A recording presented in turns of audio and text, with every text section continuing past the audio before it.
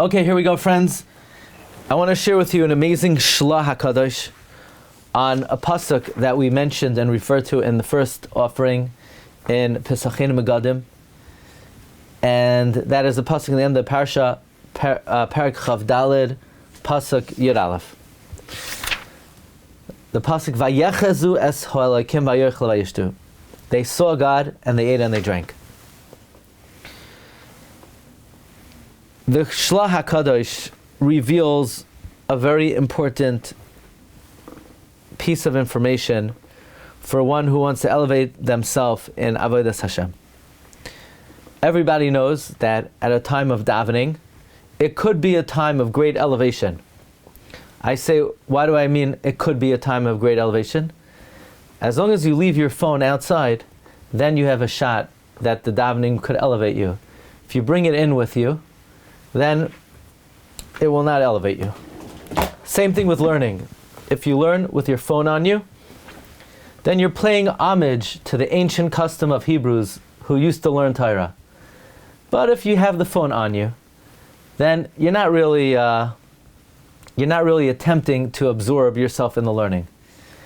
But certainly, if you learn and daven in the right way, it could be very elevating. Davening, you're clinging to HaKadosh Baruch Hu. You're serving Hashem with all your soul. You're literally giving your soul to Hashem.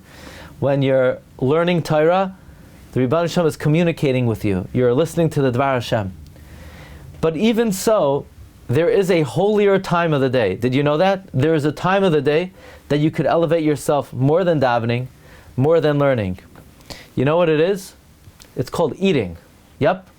When you eat, you could elevate yourself more than when you daven and when you learn. Where does this come from? The Shela HaKadosh. The Shela HaKadosh in Shar HaOisiyos, Ois Kuf, and it's Siman Kuf Peches.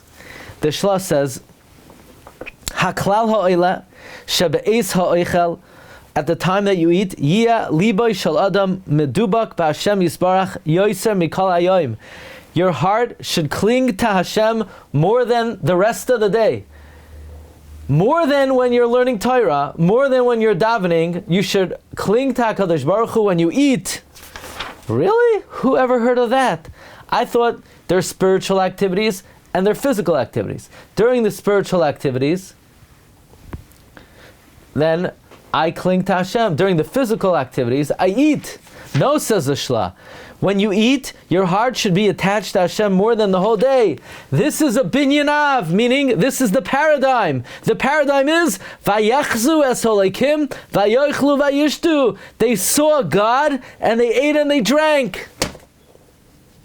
They saw God and they ate and they drank. What does that mean? Be'uroi, says the Shela, Shoyim izboinenim v'royim hakavoid balev. They contemplated and they saw the honor of Hashem in their mind while they're eating and drinking. Meaning, Vayechzu es Ha'elakim. They contemplated the glory of Hashem while Vayochlu Vayishtu. So you thought learning was the holiest time of the day. You thought davening was the holiest time of the day. They're pretty good. They're pretty good times. Davening and learning are pretty good. But not as elevating as eating. During eating, one should elevate themselves and cling to Hashem more than any other time. I would say, if there was ever a period in history where achila has been downgraded more than any other time in world history, it's today. Baruch Hashem, there's a lot of learning today. Baruch Hashem, there's a lot of davening. But the problem is, there's even more eating. Eating has become such a immersive activity that it's the furthest thing from ruchnias. And this Shela is a game changer. That one should be mizdabek to HaKadosh Baruch Hu by achila u'shtia. In fact, the Shela writes, one should be mechavein by the brachos when you eat more than any other bracha. The Shela says eating and drinking brings to arrogance, brings to gavus halev.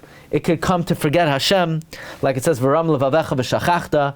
Therefore, a person has to be misboinen, extra his boinenus in the brachos on the shulchan, so that your shulchan should be before Hashem. and your heart should be drawn to the taiva of Hashem and not to the taiva of eating and drinking. And you need to remember what's primary in a situation where you could come to forget it. The Shela Kadosh brings the story of a guy who went up to the next world, and he came back, and his relative asked, "Nu, how are things?" He came back to a relative in a dream, and the relative said, "Nu, how you doing up there?" He said, "It's tough up there. Every day they judge me that I was not medaktik in the brachos on a Suda." As we know, the Arizal writes that the greatest elevation in Ruchnius comes from Berchas Hanehenen. And the source of the Kedusha that is accessible by Achila comes from a pasuk in this week's Parsha. What is it? Vayachzu es ha'elokim, vayochlu, vayishtu. They saw God, and they ate, and they drank. By the way, let's now connect that to the beginning of the Parsha. The opening pasuk says, Ve'ila Mishpatim asher tasim lefneim, that you need to teach Torah in a way that it's keshulchan aruch muchan lefanav. Rashi says, Lechol, where the Torah becomes the Achila. So the Parshas Mishpatim is bookended with this idea that Achila Ushtia is a time of great integration of Ruchnias, where the Parsha begins, Asher Tasim Lefneim, they have to teach Torah in a way where it's Keshulchan Aruch, Hamuchan Lefanav Lechol, and it ends, Vayachzu es ha'elokim, Vayochlu, Vayishtu. Okay, one more for today.